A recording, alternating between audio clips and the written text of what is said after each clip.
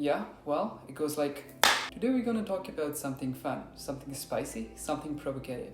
Anti-natalism. Anti-natalism is a philosophical view that it is impermissible or immoral to create new children. While anti-natalist views have existed for thousands of years, anti-natalism first got into mainstream media in 2006 after this book by David Benator called Better Never to Have Been. In this video, we'll talk about a few of Benator's arguments and a few arguments by other anti-natalist philosophers for why they argue that it is evil to get children. A few disclaimers before we start the video though. Anti-natalism is not a pro-mortalist movement. The movement does not entail that a life already created is not worth continuing. It just posits and proposes that a new life is not worth creating. Disclaimer 2. Child-free and anti-natalist do not always mean the same thing. Child-free people are people who do not have children because of their own bodily autonomy. So because it gives them financial freedom, or because they cannot be ideal parents to their children, or because they want to devote their time to their career instead, or simply because they do not feel like it. All valid reasons. Anti-natalists, on the other hand, are people who do not have children because they think that it is immoral to have children in the first place. There could be some anti-natalists who are not child-free because they are not opposed to the idea of parenthood. And they might have children through other means rather than giving birth to children, like adoption. Just wanted to make that clear before we start off. First, I'm going to talk about David Benator's two arguments for anti-natalism, and then I'm going to talk about one interesting argument called the argument from hypothetical consent in this video. Benator's first argument is called argument from asymmetry. The argument of asymmetry relies on the asymmetry of pain and pleasure on either side of existing and not existing. For a person which existing, bad things are bad and good things are good. Pain is bad and pleasure is good. If a person never existed though, the absence of pain is good, but the lack of pleasure is not bad either, because there is nobody to feel that lack of pleasure. So stare at this asymmetry.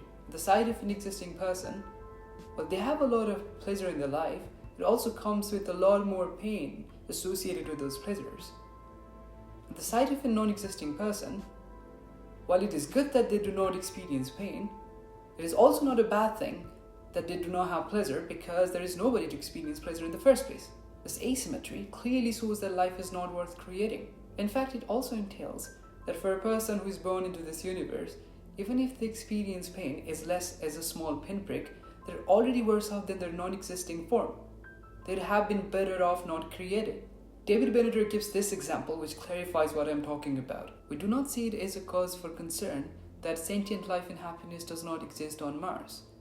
But if we imagine Mars was full of sentient life, we could also picture all the suffering that would entail, so part of us can feel glad about the absence of that suffering. So it is good that suffering does not exist. It is also not bad that pleasure does not exist for a non-existent individual.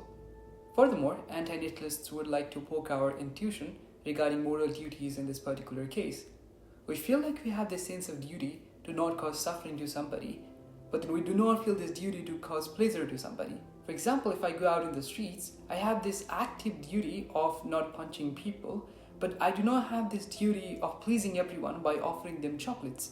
Furthermore, in a second argument, David Benator argues that even in life there is a lot of pain than there is pleasure, and that the amount of pleasure can never make up for the amount of pain that we have in our life. He asks this very interesting question: would you trade 5 minutes of worst pain possible with 5 minutes of best pleasure possible? As soon as you hear the offer, the viscerality of the pain repulses you rather than you being excited by the pleasure that it accompanies. There's nothing called chronic pleasure, but there's chronic pain. Pain lasts longer, hurts you more. Pleasure is fleeting, and you have to get through a tremendous amount of pain to get to that fleeting amount of pleasure. This is a more moderate form of argument than the asymmetry argument, and is more likely to be accepted by more. So if we contrast pleasure in life with pain in life, we're likely to see that pain exists in more form and quantity than pleasure. There's ill health, there's climate change, death of loved ones, natural disasters, homelessness, cancer, wisdom tooth extraction, violence, marginalization, existential crisis, burgers, fast food.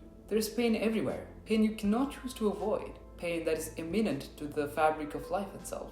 Pain that is intrinsic. Arthur Schopenhauer would also agree to such form of argument from Misanthropy. For pessimists like himself, life would be too awful to bring a new life into existence. Apart from Benator's argument, there are other anti-natalist philosophers who use their other form of arguments to espouse this idea that it is immoral to get children. One of those ideas is called argument from hypothetical consent. According to this argument, procreation harms individuals without their consent. When we bring a new child into this world, there is no way of asking the child whether or not they want to be in this universe. It is because the individual to ask does not exist in the first place. Philosophers argue that if somebody is going to be significantly affected by your decisions, even cause them to experience harm in our case, then you are morally obliged to not take that decision. Obviously, there are a few objections against this argument. One counterexample is the example of doctors assuming hypothetical consent on behalf of their unconscious patients before operating them from life-threatening conditions. We'd like to assume that it is permissible for the doctor to assume consent in that case, even though there is no explicit consent from the patient. One objection to this counter-argument would be to argue that the analogy is not similar here at all. In the case of the unconscious patient, it is often implied that the patient would want to recover from whatever they are suffering from. So there is some sort of implied consent in that sense. In our case, there is no reason to believe that there is implied consent because the individual does not exist. The sheer impossibility of consent, or even to have individuals from which consent can be implied, makes it unethical to be a children from this perspective.